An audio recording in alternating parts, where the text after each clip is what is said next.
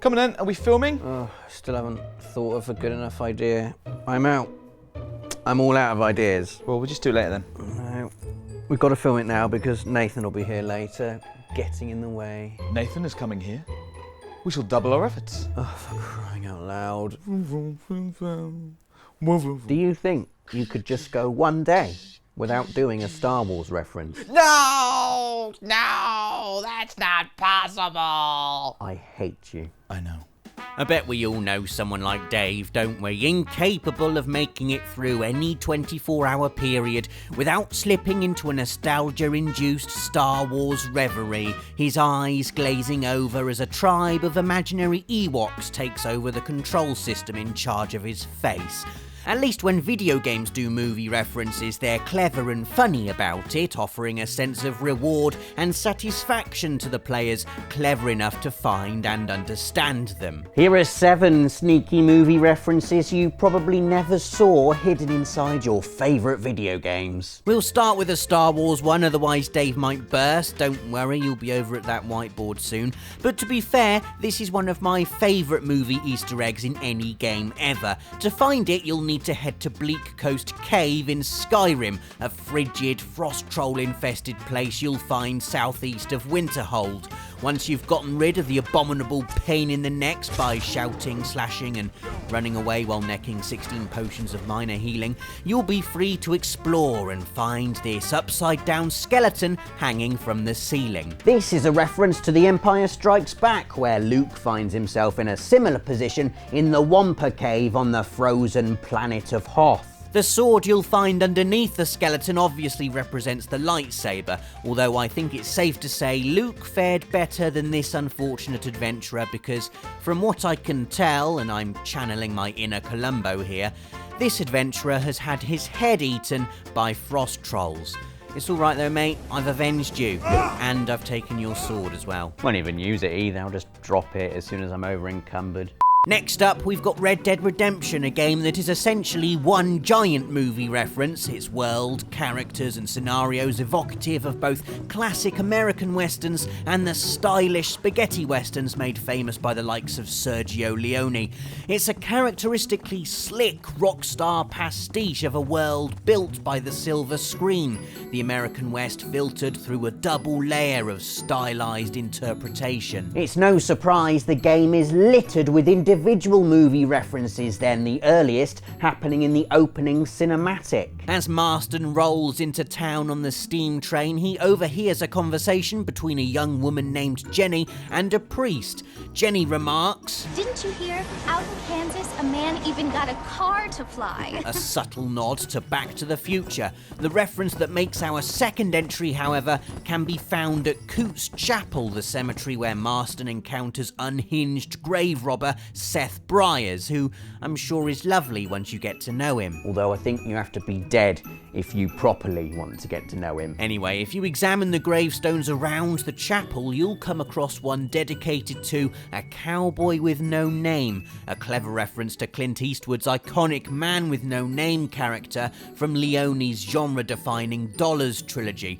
He's a character that shares a few of Marston's traits too: rugged handsomeness, stubble you can light a match on, a lightning trigger finger, And the influence to make grown men play cowboy dress-up at home and duel with their mirror reflections, which is what a friend told me he did after playing Red Dead Redemption.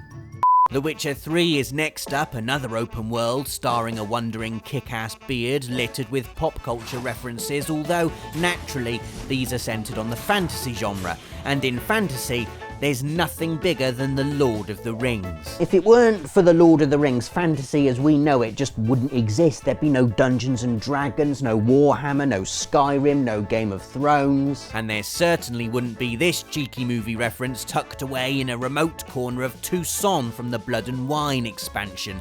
Stumble across this mysterious scene where, here comes Columbo again, something not very nice has happened, and you'll find this note written by one Smeagol Serkis, a mashup of Smeagol, Gollum's true name, and Andy Serkis, the actor who donned the mocap suit and played him.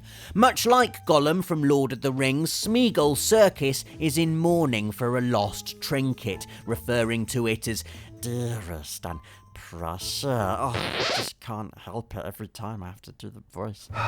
You moan at me for doing Star Wars and you're always doing that bloody Gollum voice. Oh, cruel Dave mocks us. Will you shut up? I'm trying to Skype my friends. You don't have any friends.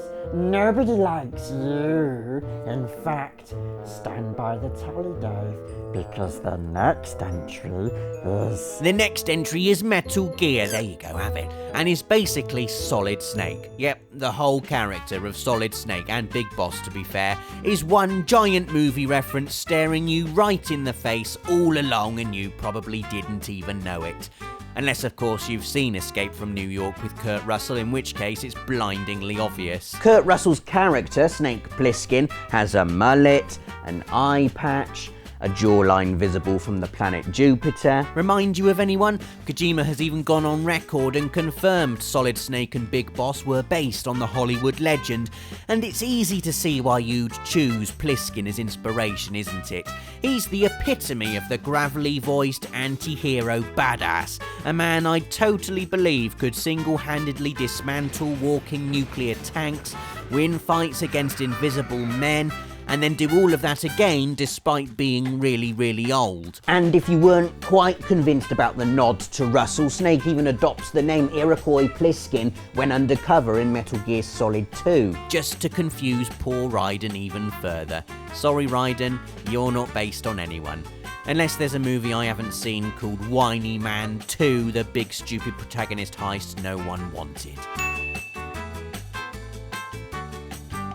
Yes, I know you like maths and Alien 3 and the Mako from Mass Effect. You've told me that already. What, and your favourite Indiana Jones movie is Kingdom of the Crystal Skull? Where do they make people like you? The Puppet Company on Amazon. Anyway, Delsin, you'll love this next movie reference from Fallout New Vegas, where, in the middle of the atomic wastes, you can find a fridge containing a skeleton and a fedora hat, an irreverent nod to the now infamous scene where Indy hides from a nuclear explosion inside some white goods. He survives in the movie, not in the Fallout universe though. Well done, Fallout. Fallout is rich in cultural nods. In Fallout 4, if you fight a gunner Colonel Gutsy, they occasionally say, "I love the smell of plasma in the morning," a reference to Apocalypse Now. And the robot behind the noodle bar in Diamond City is only capable of saying, which translates as, "What should we order?" the exact phrase used by the noodle seller in Blade Runner. You weren't too keen on Blade Runner? No, you thought Alien 3 was better, did you? Yeah. Time for another Star Wars reference now, and also a Final Fantasy entry, one of Dave's favourite things, one of my favourite things.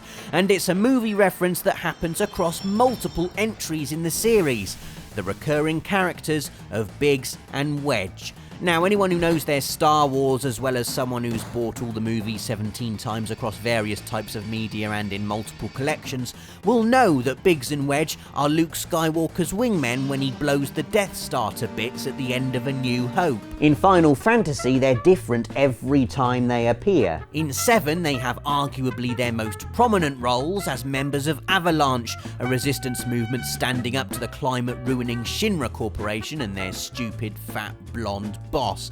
They're a cool duo and manage to make enough of an impression in their 90-odd minutes of being in the game that by the time they're killed in the battle on the tower above Sector 7, you feel really sad. In Final Fantasy VIII, Biggs and Wedge are a pair of Galbadian soldiers you battle on top of the Dolit radio tower, and then again inside the prison at the start of Disc 2, and finally in Lunatic Pandora, where they talk about retiring from the Galbadian army. Well done for actually surviving this time though. In 6, they're the two Imperial soldiers accompanying Terra in the Magitech armor right at the start. In 10, they're a pair of Blitzball players in Luca. In World of Final Fantasy, essentially one big series in-joke, Biggs and Wedge write the Occult fan magazine. And if they're not in Final Fantasy 15, there will be riots. It's gone quite far, hasn't it, Final Fantasy? They were just a couple of rebel pilots in 10 minutes of a Star Wars movie. Now they're a franchise, probably with their own t-shirt. Final entry this week, and we're off to the sun-soaked sprawl of Los Santos in GTA 5 for one of the coolest movie references you will ever see in a game.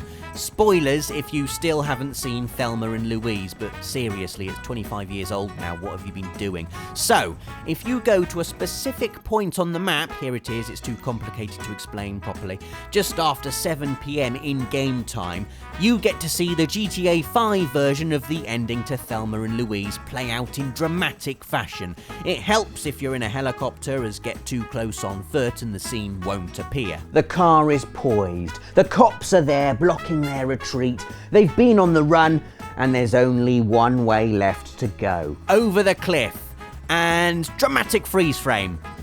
No, in GTA 5 there's no freeze frame, ouch. That's that then. Thelma and Louise didn't magically float off and live happily ever after as we all secretly hoped.